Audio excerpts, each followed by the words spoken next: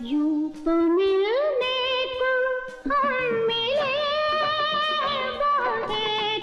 রেখা বলিউডের এক রহস্যময় অভিনেত্রী, যার নামে ছড়িয়ে আছে হাজারো গুঞ্জন। 1990 সালে তার স্বামী আত্মহত্যা করলেও তিনি এখনও মাথায় সিঁদুর পরেন। যদিও তিনি বিয়ের আগে থেকেই সিঁদুর পরা শুরু করেছিলেন, তাই অনেকেই বলে থাকেন রেখা নাকি আরেক বলিউড স্টার সঞ্জয় দত্তের নামে সিঁদুর দেন। শোনা যায় সঞ্জয় দত্তের বাবা সুনীল দত্তের সাথেও প্রেম ছিল তার। আসলেই কি তাই? আজকে আমরা রেখার অজানা এক প্রেমের গল্পই শুনব।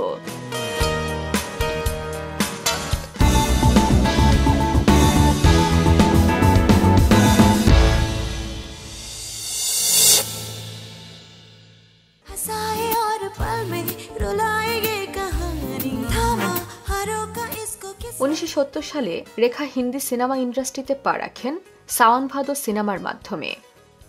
শুরু থেকেই তার সৌন্দর্য আর নাচের দক্ষতা দর্শকদের নজর কেড়ে নেয়। 1972 সালে জমিন আসমান সিনেমায় তিনি সুপারস্টার নায়ক সুনীল দত্তের সাথে অভিনয় করেন।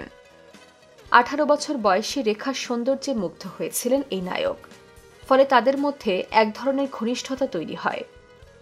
এটি বোম্বের ফিল্ম পাড়ায় নানা রকম গুঞ্জন তৈরি করে, যদিও সে সময় সুনীল দত্ত বিবাহিত ছিলেন। তার স্ত্রী নার্গিস ছিলেন বলিউডের প্রথম নারী তারকা। তবুও রেখার সাথে প্রেমের গুঞ্জন থেমে থাকেনি। এরপরে সুনীল দত্ত অভিনয় কমিয়ে দেন রেখার সাথে। পরবর্তীতে 1974 সালে প্রাণ যায় পার বাতান না যায় এবং 1976 সালে নাগিন নামে দুটি সিনেমায় তারা একসাথে অভিনয় করেন। এতে গুঞ্জন খানিকটা কমলেও 1976 সালে নার্গিস এমন একটি মন্তব্য করেন রেখাকে নিয়ে, যা সুনীল দত্তের সাথে তার প্রেমের গুঞ্জনকে জোরালো ভিত্তি দেয়। এক সিনে ম্যাগাজিনে দেওয়া সাক্ষাৎকারে নার্গিস বলেন, রেখা এমন একজন মেয়ে যে পুরুষদের সিগন্যাল দেয়, যা দেখে মনে হয় সে প্রেমের জন্য রাজি। কারো কারো চোখে সে একজন ডাইনি ছাড়া কিছু নয়। সে সময় 22 বছর বয়সী রেখা সম্পর্কে একজন কিংবদন্তি অভিনেত্রীর এমন মন্তব্য সবাইকে অবাক করে দিলেও অনেকেই নার্গিসের ক্ষোভের কারণটা অনুমান করতে পারেন। 1981 সালে নার্গিস ক্যান্সারে আক্রান্ত হয়ে মৃত্যুবরণ করেন।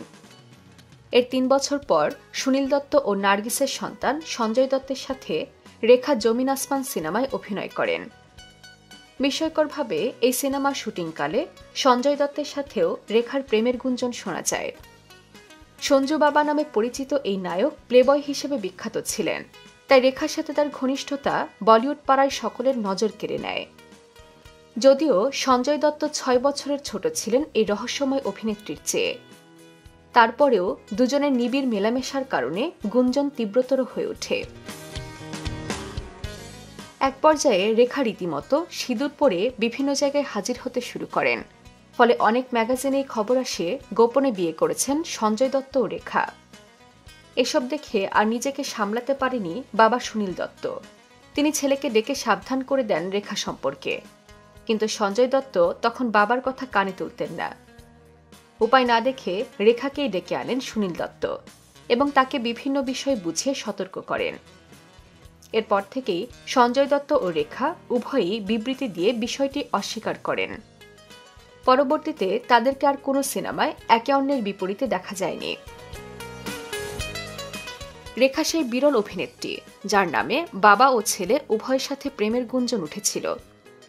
তবে তার কোনো প্রেমই পূর্ণতা পায়নি, যেমন পূর্ণতা পায়নি মেগাস্টার অমিতাভ বচ্চনের সাথে রেখার প্রেম। অমিতাভের সাথে রেখার হৃদয়স্পর্শী প্রেমের গল্প জানতে ক্লিক করুন ইনস্ক্রিনে দেওয়া ভিডিওতে, এবং এমন আরও বলিউডের প্রেমের গল্প জানতে সাবস্ক্রাইব করুন বাংলা ডায়েরি।